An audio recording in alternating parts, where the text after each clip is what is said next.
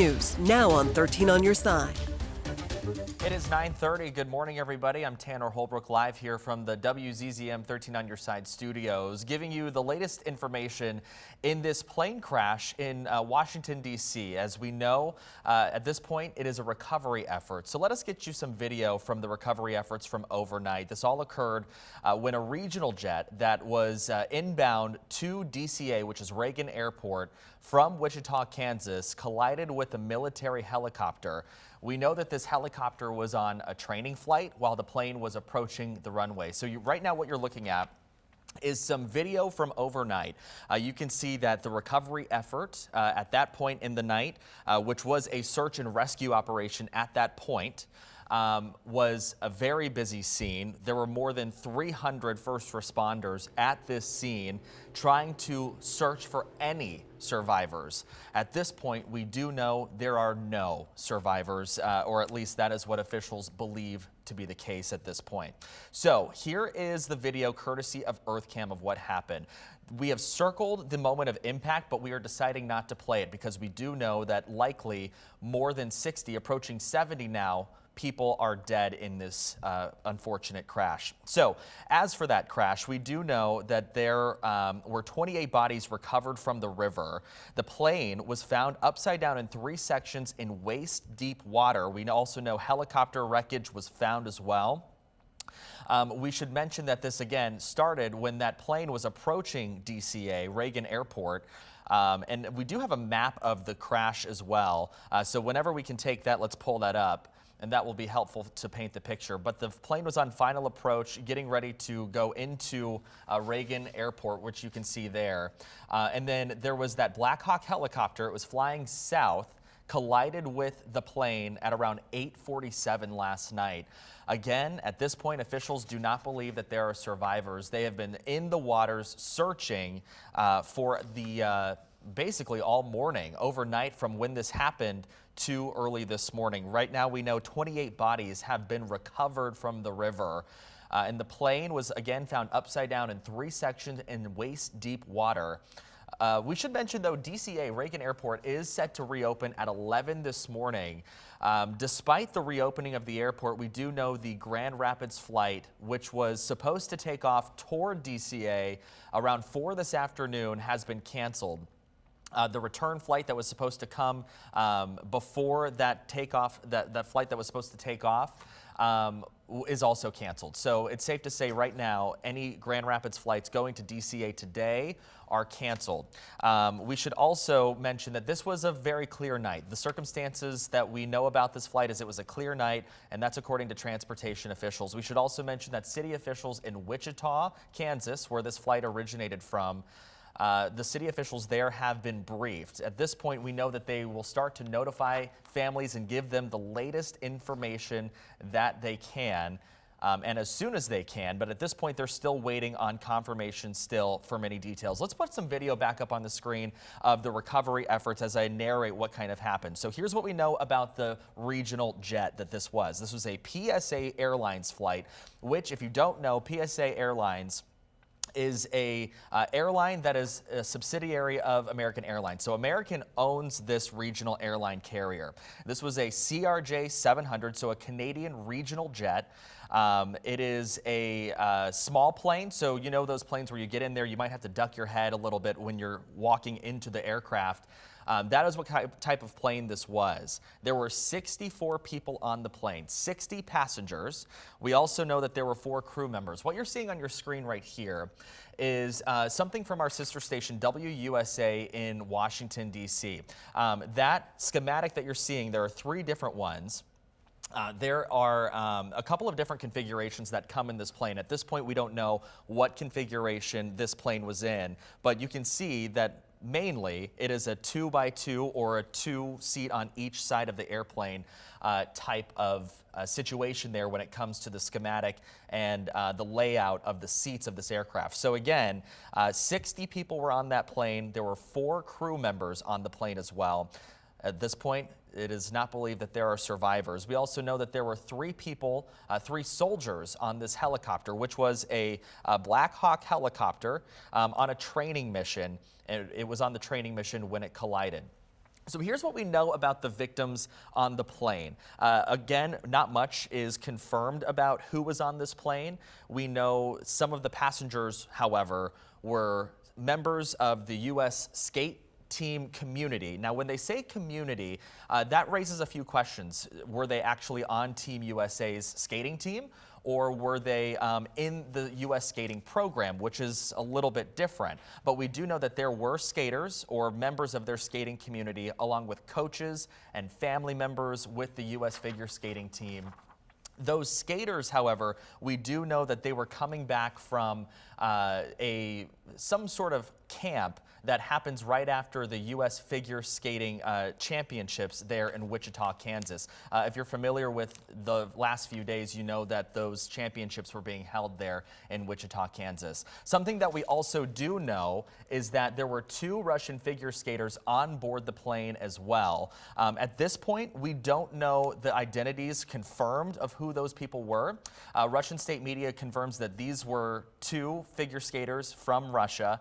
There were some earlier reports this morning that these were 2 well-known figure skaters, perhaps who rose to fame in the 90s. At this point, the United States has not confirmed this. At 9:36, we want to give you the latest information about this plane crash, what we know. We're putting all of this in this stream for you so you can see what confirmed information there is out there. We noticed this morning when we were scrolling through our feeds, there's just a lot of reporting. And so we're hoping this stream makes it a little bit easier for you to digest and make sense of what's going on. So to give us a little bit of insight, ABC News has, they've done an interview with a pilot, John Nance. He's also a correspondent. He kind of gives us a little bit of insight as to what the helicopter was doing at the time. Again, we mentioned this was a training exercise that the helicopter was engaged in. He explains why helicopters like that go through those training missions and what the plane or what could have been happening to that plane while this whole thing was going on. Go ahead and take a listen. When we call it a training flight, too, it doesn't mean that they're 2 raw recruits or 1 instructor and somebody who doesn't have much experience. It could be 2 very experienced pilots together and just logging time, and that goes towards currency, and currency is very important. It could also be a student and an instructor, but they are in an environment in which they've already had a tremendous amount of exposure to the different routes for the helicopters and the procedures and the radio calls. So it's not really that important to know at this point in time whether or not the training flight was a raw flight, in other words, an instructor really giving instruction to a student, or whether it was something else. The main thing is they all know what to do. They all know the corridors. How in the world did this particular corridor get breached? And John, this plane was so close to the runway, it was almost safely on the ground. Talk us through what would have been going on that plane as they approached the runway, and how did the plane's collision avoidance system fail so spectacularly here? Well, for one thing, I think the collision avoidance system probably is not on the Black Hawk helicopter, although I'm not certain of that. Military craft do not necessarily carry that. Secondly, if this was a incursion at a 90-degree angle and suddenly the GPS, collision avoidance system wouldn't necessarily cork off in the commercial cockpit. Thirdly, at 200 to 300 feet, you're concentrating on getting to the point of pulling the power back, raising the nose, and landing. You're not thinking of anything else, and you're not thinking of an incursion of another aircraft of any sort getting in front of you. So all of these augur for the situation that the pilots were literally hit out of the blue, so to speak, and had no idea, no opportunity to correct. So that just gives you the idea of the situation of what could have happened in this incident. That was John Nance, who is a pilot and also an ABC correspondent. Let's talk more about the search and rescue effort that happened overnight. Again, this is now shifted to a recovery mission, as we are fearing that the 60-plus people on the plane, as well as the 3 individuals on the helicopter, were killed in this situation. It's a part of the search and rescue efforts that you're looking at right now. As you can see overnight, it was a large rescue effort. I've been hearing from folks who live in that area. I have one friend that lives in that area who says that they were hearing sirens all night. Of course, you can imagine this is a full-scale response, as we know that about 300 people, first responders rather, were searching the waters in the Potomac, which, by the way, we have had 36-degree Fahrenheit temperatures in the Potomac for the search and rescue efforts. And of course, now we are more than 12 hours since this situation happened. I believe we have a live picture of the scene right now. Again, we can tell you that the search and rescue efforts, or the response, has significantly died down. You can see that compared to the video that we were just looking at, has shrunk in size. I'm talking more so the recovery response there. You can see that there are two large boats circling that area where there appears to be some wreckage and perhaps some responders there looking in that wreckage. Again, 64 people dead on the plane, presumed at this point. 3 people on the helicopter presumed dead as well. We can see that as daylight has appeared here, that we have the response has toned down significantly, which is interesting because, you know, seeing as we have no longer a search and rescue effort here, it's now a recovery effort, the focus shifts to recovering any bodies that might be in the water still. Right now we know 28 bodies have been recovered from the river. Again, this plane was found in 3 sections and upside down, so that could speak to the force in which, and we just lost that shot there, so we will work to get that back for you. But the way the plane was found could speak to the angle in which this crash happened, and as well as how the plane fell into the river too. And at some point, some of these plane pieces were found in waist-deep water. So you're talking about 3 sections of this plane in waist-deep water. We also know helicopter wreckage was found as well.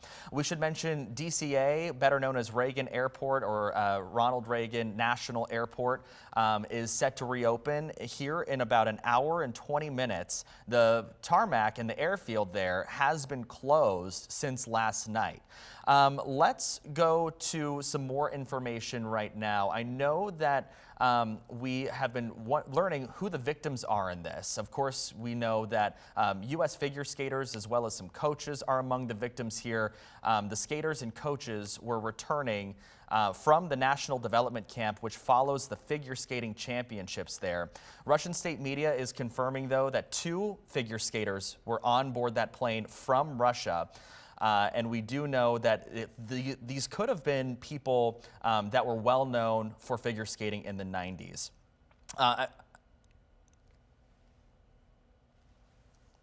Okay, I'm getting some new information now. 6 of these skaters were from a skating club in Boston. That is straight from ABC News right now. And of course, we are just now learning all of this information. I want to give you an idea of how these things are reported, especially when it comes to a news aspect. You know, as we get information into this newsroom, this is a very fluid and changing situation. So in the next couple of days, it's very likely that you're going to hear numbers and things reported as fact, where that could be changed because of the fluidity of the situation, which is expected to be, it is expected in situations like this. I'm reading some new updates right now that some of these people that were killed include teenagers, parents, and coaches. This is straight from the Associated Press. As we continue on this, the person speaking with the Associated Press is describing these victims as highly talented individuals, saying their loss will resonate through the skating community there. Again, going back through that, the 6 members from the skating club of Boston were killed in this plane crash as well. And the CEO is speaking out saying, again, this is going to be impactful there. 2 teenagers, it sounds like, is the situation there. We have also heard from the American Airlines CEO, that is Robert Isom. He issued a statement very quickly after this plane crash happened. We've also been hearing a lot of the information that we will be hearing will be from American Airlines in the future. So let's go ahead and listen to what CEO from American Airlines, Robert Isom, has to say. Hello, everyone. I'm Robert Isom, the CEO of American Airlines. I want to brief you on a serious accident that occurred involving an American Eagle aircraft. The aircraft was operated by PSA Airlines, which is a wholly owned subsidiary of American Airlines.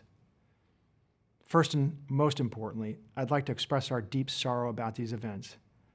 This is a difficult day for all of us at American Airlines, and our efforts now are focused entirely on the needs of our passengers, crew members, partners, first responders, along with their families and loved ones. I know that there are many questions, and at this early stage, I'll not be able to answer all of them, but I do want to share the information I have at this time.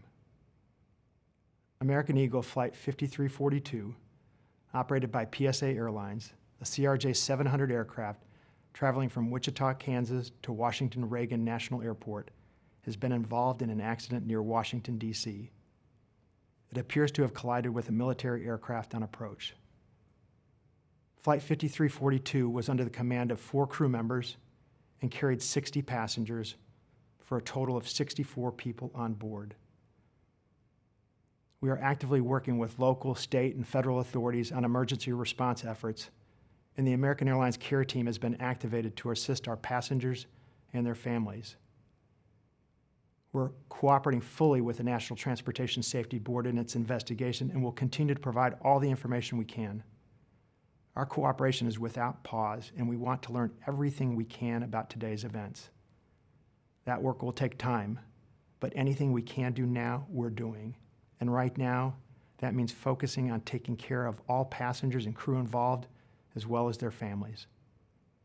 Members of our GO team will be on their way to Washington, D.C., and I'll be heading there shortly as well. We know that many people will be concerned for the welfare of their loved ones, and we've set up a special helpline friends and family can call at 1-800-679-8215. That's 1-800-679-8215. If you believe you've had friends or family on board American Eagle Flight 5342. We understand and appreciate that people are eager for information. Please know that we'll continue to share accurate and timely information as soon as we can, but anything we must report must be accurate. We owe that to everyone involved. Our team of highly trained professionals will be working around the clock to support our passengers, crew, and their families however we can, and we'll update you as soon as we can. Thank you. That was CEO Robert Isom with American Airlines giving us his latest update of what transpired last night at just before 9 o'clock. If you're just joining us, we are doing special coverage here on 13 Plus of what we know in that plane crash that happened near Washington, D.C. A plane, a regional jet, a CRJ 700 from PSA Airlines, a subsidiary of American Airlines, crashed with a Black Hawk helicopter as the helicopter was flying south and the jet was approaching Ronald Reagan Washington National Airport for a landing there. And as you can see by this map, there was a crash at 8:47, and here is some video of that crash again. You can see the blinking light approach the bigger light in the circle that you see there. That is the helicopter on the left, and we have paused the video at the moment of impact because at this point we do know that officials are thinking there are no survivors. That is a death toll approaching 70 at this point. I want to give you some more information as to what the helicopter was doing. We just got some new updated information from ABC News. We now know, and this is straight from the new Secretary of Defense, Pete Hegseth. He says that the the Army helicopter, which had 3 soldiers on board, was on what's called an annual proficiency training flight at the time of the crash. That's straight from the Secretary of Defense in a video message. He says that this was a very experienced crew. They were doing a routine and required annual night evaluation, and they had night vision goggles. ABC News goes on to report that this crash happened on a clear night, and that is what we've heard all morning long, is that officials from both the Transportation Department as well as officials in D.C. and at Reagan National have been reporting that this was on a clear night, and at this point it's being reported that officials are working to determine if this helicopter was in the corridor and at the right altitude at the time of the crash. Again, here's the moment of impact on your screen. And of course, Hegseth ending his remarks with, "This is a tragedy." We also are learning again that several members of the U.S. figure skating crew was on the airplane, the CRJ 700. We know that 6 of them were from the Skating Club of Boston. And the leader of that organization describing this as an unspeakable tragedy. 14 figure skaters were returning home. Let me read this straight from this update. 14 figure skaters returning home from U.S. Figure Skating's National Development Camp in Wichita were on board the plane, according to the CEO of the Skating Club of Boston. Of those 14 skaters, 6 skaters were for the Skating Club of Boston. So that's an important clarification when we're talking about where these folks are from. 6 were from Boston, 14 total figure skaters from the U.S. Figure Skating National Development Camp were on the plane. And again, we can also report 2 coaches and 2 teenage athletes and some athletes' moms were on that plane, according to reporting from ABC News. I'm also looking to find out if there were any new updates, and there is. Just about 2 minutes ago, there's new reporting saying that this helicopter, which there is obviously an investigation happening right now with the FAA. An early focus for investigators is the flight path of this helicopter, which appeared to be flying at about 350 feet, which is above the mandated 200-foot ceiling here, or floor, I should say, according to sources familiar with that operation. So they were flying above the mandated 200 feet.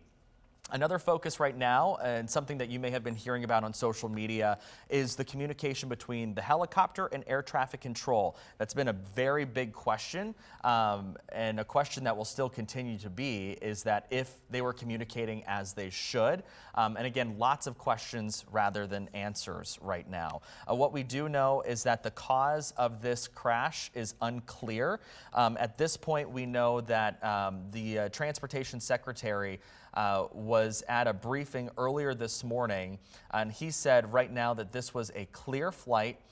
We also know, I'm trying to get some more information here pulled up, but here's a live look for you at the Potomac. You can see the recovery efforts have significantly died down since overnight. Overnight, we had a massive response. More than 300 people were on scene working to recover any survivors, search for any survivors, or recover any bodies. Again, here's that video, and it's the juxtaposition between the live feed and the video that we're looking at right now is just so stark. You see a heavy response, again, 300 responders there searching for the 64 individuals that were on the plane, 3 on the helicopter, looking for any survivors. Earlier this morning, there were reports, when these numbers were first coming out, that about 18 people had been pulled from the water. Again, now we know 28 people are confirmed to have been pulled.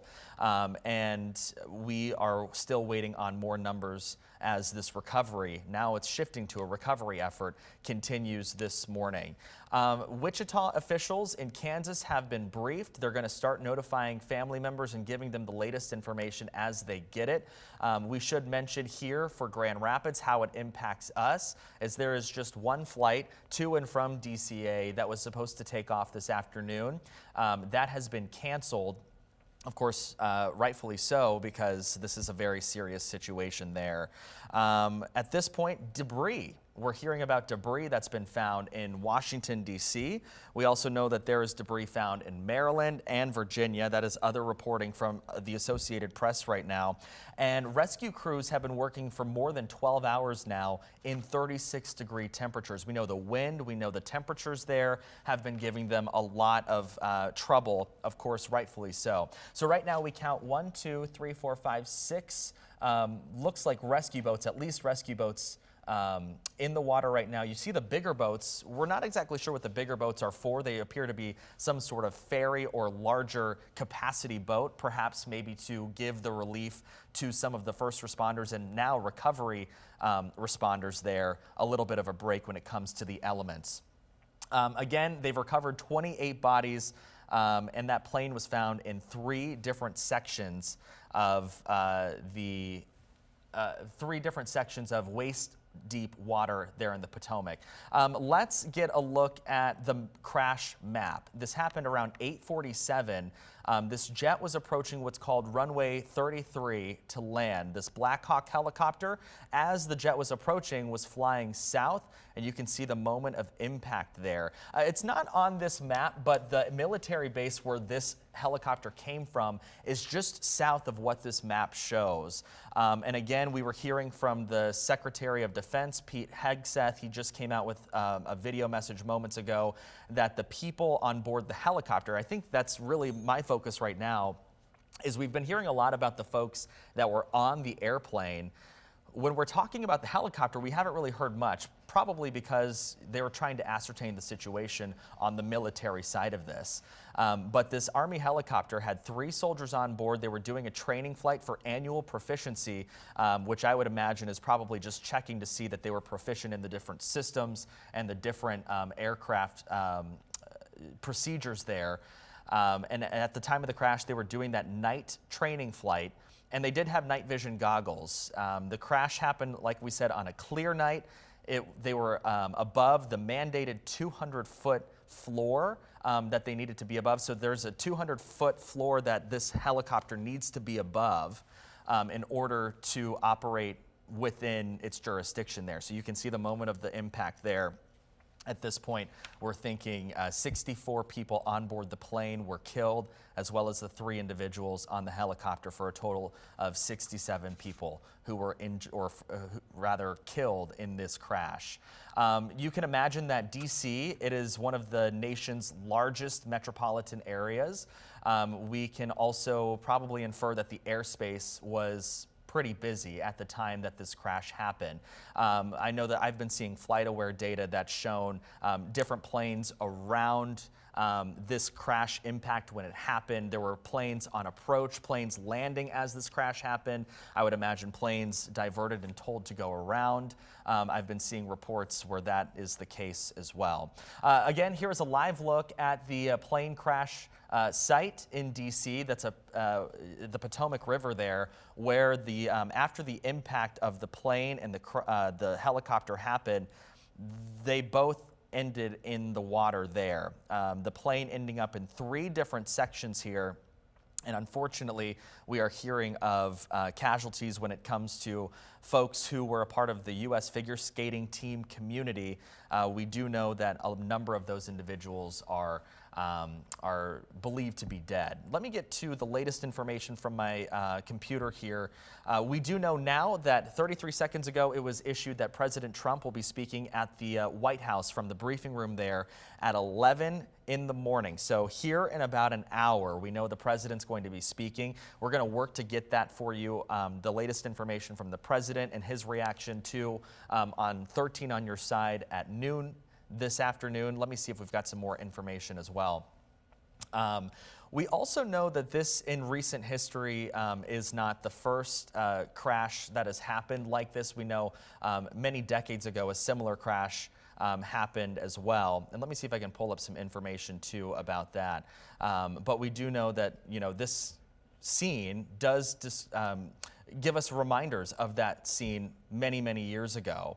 And of course, I'm sure that the NTSB, FAA, and the investigators that are over this scene will be giving us similarities between the 2 scenes as well. So as we close out our half-hour special covering the plane crash that happened in the Washington, D.C. area, we now know that 28 people have been recovered, 28 bodies rather, have been recovered from the Potomac River. 60 passengers, 4 flight crew on the plane feared dead, as well as 3 soldiers on a military Black Hawk helicopter also feared dead. Among the dead are skaters, coaches, and family members in the U.S. figure skating community. Some are from Boston.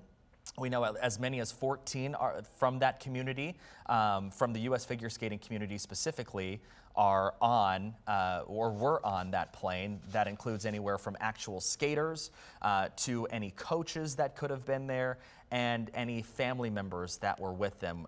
We're hearing the latest reports that it was mothers that may have been traveling with the group. We also know that 2 Russian figure skaters, still unconfirmed on who those folks are, and when it comes to U.S. confirmations there, we are working to figure out who exactly those people are. And again, we will learn their identities after officials here make identifications of the victims here, but of course we expect family members to be notified first. So again, thank you so much for joining us for this special here on 13 Plus. We're going to continue to keep you updated on the situation that's happening in Washington, D.C., as well as the ongoing recovery effort that we will be hearing about for sure in the days to come. For everyone here at 13 on Your Side, thank you so much for joining us this morning.